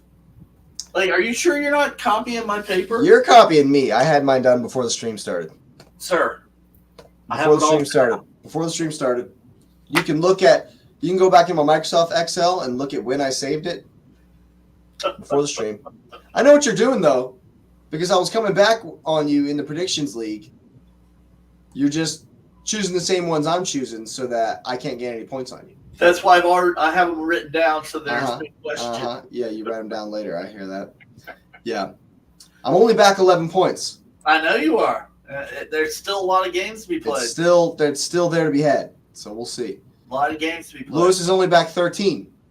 He's right played. there. So, right there. What you saying, Lewis? Or go ahead, Patrick. Yeah, go ahead. Like I said, Luton's going to be happy for one night because they're going to be above it, and then Sheffield's going to take it right back. Yep. The next. Oh yeah, I don't expect them to survive this weekend. It's not this weekend that there's going to be any joy. It's theirs is going to come down to the last. Maybe because Forest play Chelsea next weekend, and Burnley play Spurs next weekend. So there may be a whole week of shining light for Forest. And then, because what happens if Forest and Burnley draw and Luton win out? And Luton survive. I think the team that wins 2 games to finish it. I don't think either will win 2 games. If you could get 7 points, you're the team that's going to stay up. 7 points will do it. 7 points will do it for sure. But for Burnley, beating Newcastle, it would be a game changer for them. They have to, though. Like, and if they don't, they have to beat Spurs. If they don't beat Newcastle, they statistically have to beat Spurs. Mathematically have to beat Spurs. And if they don't do that, just lay down to Forest, possibly. If they don't do that, they're probably down. They'll be relegated at that point. They're probably down already, unless Luton lose. Yeah. Which is best case scenario for Forest. Yeah. But, I mean, if Burnley loses 2, they're down, more than likely. So, they may lay down. What if they all just go on skids? What if they all just start losing games? One of them gets 1 draw. What if it comes down to goal differential? What if Sheffield does a madness, Everton win, then both and Newcastle win, and then next weekend Chelsea and Spurs win, and West Ham beat Luton, and then on the final day, Luton lose and Burnley beat Forest to make it out. To survive by the skin of their teeth. Wow. By 1 point. Oh, man. When it all happened in England and not in the United States. Yeah, absolutely. Good grief. Game week 39 not happening in the United States. Ridiculous. Well, what you saying about Forest and Sheffield, Lewis? I'm going to be honest. I'm looking at them and they both let in goals. And but it's funny because it says Forest hadn't scored in their last 2 matches and haven't kept a clean sheet, so they will get scored on, but they're going to score in this game. And because Sheffield haven't kept the clean sheet in 16 and haven't won in 11. I don't think there's a winner in this game either. Come on, Burnley! Come on, Luton! Down with Forest! And the thing is, I think it's a draw, but I think it's a 1-1 draw, and the one that Sheffield scores is not scored by Sheffield. Ooh. Chris Wood scores an own goal, proving he can't score in the right goal. Yeah, I'm mad. I'm not happy with Chris Wood. I'm not a fan. He missed a couple sitters last week. A couple? Jesus Christ. What are you saying, X? 1-0 to Forest. 1-0 to Forest. Mm-hmm. Yeah, but it could definitely be crazy down at the bottom. It normally is. I think it'd be a fantastic story if Vinny keeps Burnley up after they've just been horrible at the back all season long. But I also wanted to shout out Sheffield United. They're going for a century of goals conceded. Only 3. Only 3 goals. Oh my God! If they give up a single goal in the rest of their games, and they will give 100 goals this season. Hey man, you got to be remembered for something. That is insane. That's more than what Derby County gave that one year? Oh man, let's look that one up.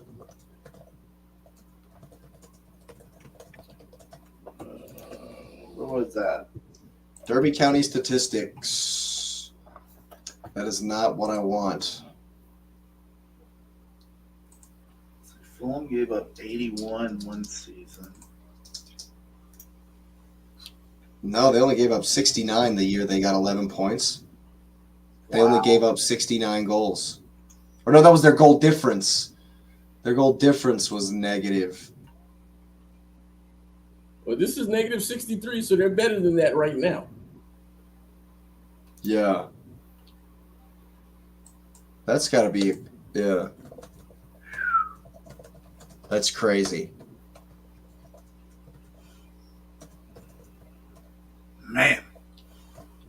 I mean, they only gave 89 goals. Derby County, 89 goals. There it is, according to Opta analysts. And Sheffield have already given 97. That is That's insane. When you think about it, that is really crazy. That's insanity. You got to go for it. You might as well, let 3 in. I mean, not that they have a choice because it's going to happen anyway, but you know what I mean. Oh, my God. They have no control over it whatsoever. No. They will be Centurions, though. Just not the way anybody wants to be Centurions. Speaking of Centurions, let's get 100 likes on the video. Yeah, let's get it. Let's go. You definitely want to get it. I know we're definitely excited here on the Cup Chasers about this weekend. Hopefully Arsenal can keep the pressure on. Hopefully Man City will stumble and fall. At least some of us are hoping. And Chelsea dealing with the Irons at Stamford Bridge. Should be a fun weekend. It's all kicking off tomorrow with Luton Town hosting Everton. I know I'm excited, and I hope you are as well. Like I said, let's go ahead and smash up the likes. Subscribe to the channel if you are new. Thanks for being here. Of course, thanks for listening. Get the notification bell on so you know when I can speak. So you know when the videos are coming down the line, of course. Once again, thank you for being here, and you will see us next time.